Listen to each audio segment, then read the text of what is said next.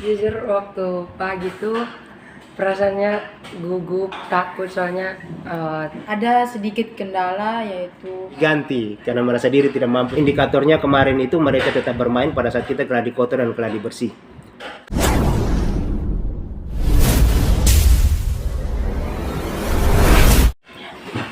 Oke teman-teman, bertemu lagi kita saat ini bersama dengan kedua adik Paskibraka.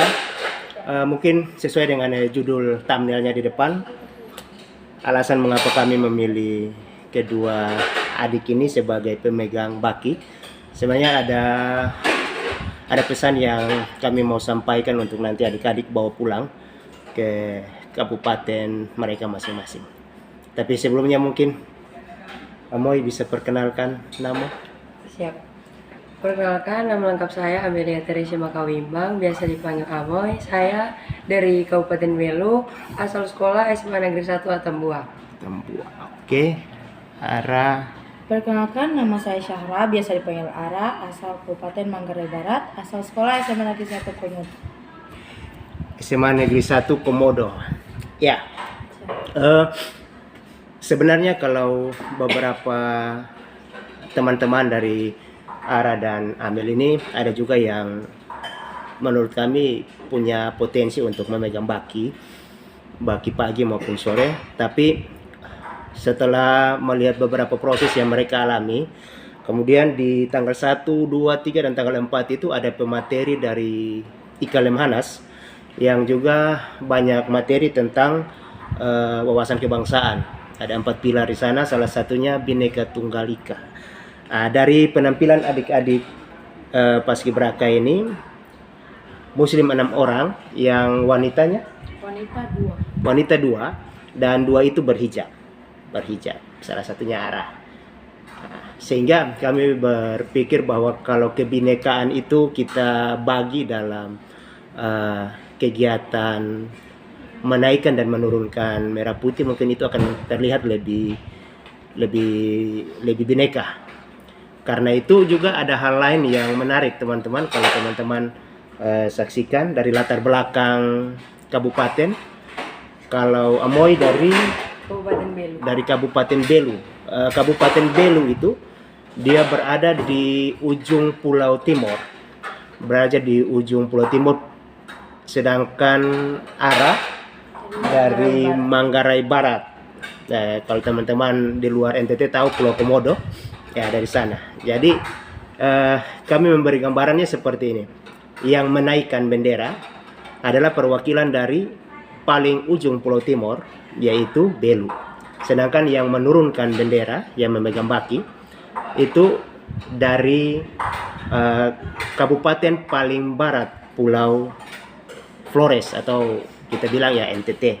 Jadi yang naik adalah yang dari ujung timur dan yang turunkan dari ujung barat.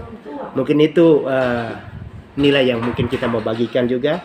Kalau nanti adik-adik Paskibraka yang lain menonton video ini, mungkin bisa memahami hal ini, bahwa nilai kebinekaan itu yang mau kita berikan untuk adik-adik bawa pulang dan menjadi cerita, bahwa bukan hanya mahir mampu, tetapi ada nilai yang lebih penting dari sekedar punya kemampuan saja. Dan ternyata sebelumnya kedua adik ini punya kegiatan dalam hal ini PBB, baris berbaris, cukup, kita tidak bilang bagus, cukup, tetapi dalam proses mereka berlatih beberapa hari dikasih kesempatan dan ternyata ada perubahan baik dari Amoy dan juga dari Ara. Tetapi secara pribadi mereka juga sempat meragukan kemampuan mereka untuk memegang baki, sehingga ada sedikit ya seperti permintaan untuk diganti karena merasa diri tidak mampu. Tetapi dalam proses diberi dukungan dengan beberapa pesan yang kami sampaikan seperti yang tadi sudah disampaikan di awal, akhirnya mereka menguatkan diri masing-masing untuk melanjutkan tanggung jawab ini. Jadi waktu pagi Amoy bagaimana? Ada kendala? Jujur waktu pagi tuh perasaannya gugup, takut soalnya ambil benderanya dari Pak Gubernur. Tapi saya ingat kata-kata dari para pelatih, kalau misalnya takut tatap mata Pak Gubernur, boleh lihat di kancing baju paling atas. Oke, jadi trik salah satu. Ya, ya. Makanya untuk menghilangkan rasa gugup, biar tidak terlalu gugup. Terus senyum juga biar tidak terlalu rasa gugup. Kalau Ara ada kendala sore tidak? Kalau ada sih. Kalau Ara ini dia punya cerita juga. Awalnya itu kita taruh di cadangan, dan rencananya kita mainkan nanti di sore hari di pasukan 17. Tetapi sesuai dengan apa yang disampaikan di awal tadi, akhirnya kita coba digeser ke pasukan 17. Dan pada saat masuk di pasukan 17 ternyata ada perubahan lebih baik, sehingga kita geser lagi ke pasukan 8 dan ternyata bisa, walaupun memang masih ada ragu. Jadi bagaimana? Yang sorenya bagaimana? Ada kendala? Kalau misalnya ada sedikit kendala, yaitu salah langkah sedikit pas turun habis kasih bendera. Tapi saya meyakinkan diri untuk percaya diri karena dukungan dari teman, begitu juga pelatih. Saya selalu ingat kata-kata mereka, jadi saya harus percaya diri dan harus membawa bendera itu ke tangan.